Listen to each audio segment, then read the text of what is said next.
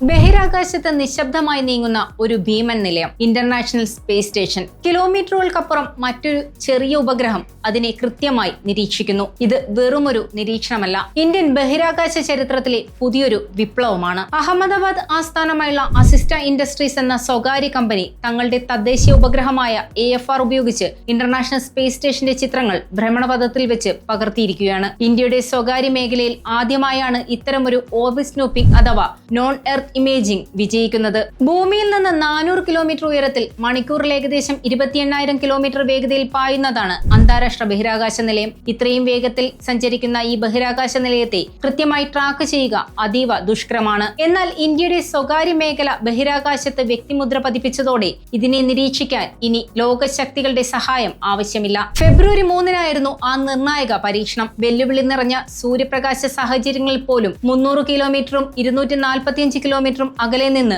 AFR ഉപഗ്രഹം 15 വ്യത്യസ്ത ഫ്രെയിമുകൾ പകർത്തി. 2.2 മീറ്റർ ഇമേജിംഗ് സാമ്പിൾ കൃത്യതയോടെയായിരുന്നു ഈ ചരിത്ര നേട്ടം. എന്തുകൊണ്ടാണ് ഈ പരീക്ഷണം ഇത്ര പ്രധാനപ്പെട്ടതാകുന്നതെന്ന് നമുക്ക് നോക്കാം. ഇന്ന് ഇന്ത്യക്ക് 50,000 കോടിയിലധികം രൂപ വിലമതിക്കുന്ന 50-ലേറെ ഉപഗ്രഹങ്ങളുണ്ട്. മറ്റ് രാജ്യങ്ങളുടെ ഉപഗ്രഹങ്ങൾ നമുക്ക് ഭീഷണിയാകുന്നുണ്ടോ എന്ന് തിരിച്ചറിയാൻ ഈ സാങ്കേതിക വിദ്യ അത്യാവശ്യമാണ്.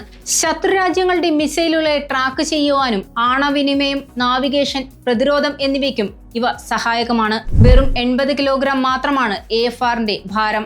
2023 ജൂണിൽ സ്പേസ് എക്സിന്റെ ഫാൽക്കൺ 9 റോക്കറ്റിലാണ് ഇത് വിക്ഷേപിച്ചത്. ഇതിന്റെ അൽഗോരിതങ്ങളും ഇലക്ട്രോ ഒപ്റ്റിക്കൽ സിസ്റ്റവും ഇന്ത്യയിൽ തന്നെ വികസിപ്പിച്ചതാണ്. ഇതൊരു തുടക്കം മാത്രമാണ്. 25 സെന്റിമീറ്റർ വരെ റെസൊല്യൂഷനിൽ, അതായത് വളരെ സൂക്ഷ്മമായ ദൃശ്യങ്ങൾ വരെ പകർത്താൻ കഴിയുന്ന പേലോഡുകൾ അഹമ്മദാബാദിലെ പ്ലാന്റിൽ തയ്യാറായിരിക്കുകയാണ്. ഒരു കാലത്ത് സർക്കാർ ഏജൻസികൾ മാത്രം കൈകാര്യം ചെയ്തിരുന്ന അതീവ രഹസ്യ സ്വഭാവമുള്ള സാങ്കേതിക വിദ്യ ഇന്ന് ഇന്ത്യയുടെ സ്വകാര്യ സംരംഭകരുടെ കൈകളിൽ സുരക്ഷിതമാണ്. ഇതോടെ ബഹിരാകാശത്ത് ഇന്ത്യയുടെ ചാരക്കണ്ണുകൾ സജ്ജമാണെന്നത് ഓരോ ഇന്ത്യക്കാരനും അഭിമാനിക്കാവുന്ന നേട്ടം കൂടിയാണ്.